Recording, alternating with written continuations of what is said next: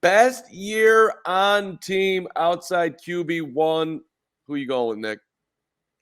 I'm going with Cole Kmet here, Mark. I think this is a guy that, I don't know if I stole your pick here, but this is a guy that I think there's a lot of questions coming into the season for him. Could he actually be a productive tight end in the league? Could he actually score? Could he become a more effective blocker?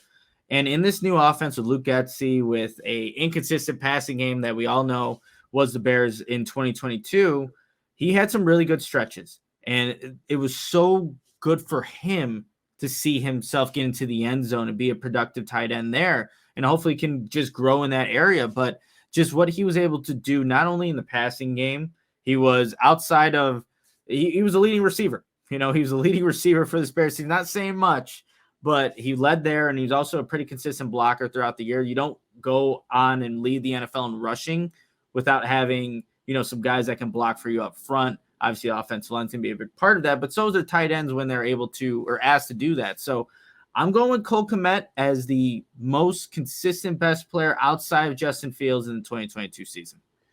It is a fine choice, and I wouldn't quibble with it much. And listen, there's not much separation here.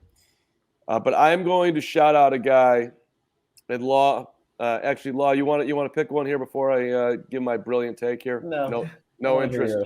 Okay, there we go. This dude, correct me when you have. Just let me know when you got this one, Nick. This dude played in 12 football games. Did not finish out the season. This dude drew the ire of Bears fans last couple of years. This dude led the team in tackles with 11 in a game where they got absolutely smoked by the Dallas Cowboys.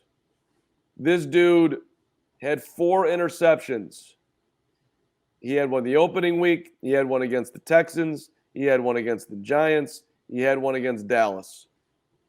He played 100% of the snaps in 9 of the 12 games. So he was always out there.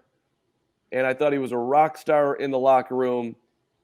And you are absolutely right, Eric S. Not going to try your last name there. This dude is Eddie Jackson. I thought that Eddie Jackson had a fantastic season. And one of the highlights of being in the locker room this year was getting to know Eddie a little bit. Is great dude, super fun. And he was consistent as hell, man. I thought he was a great leader too.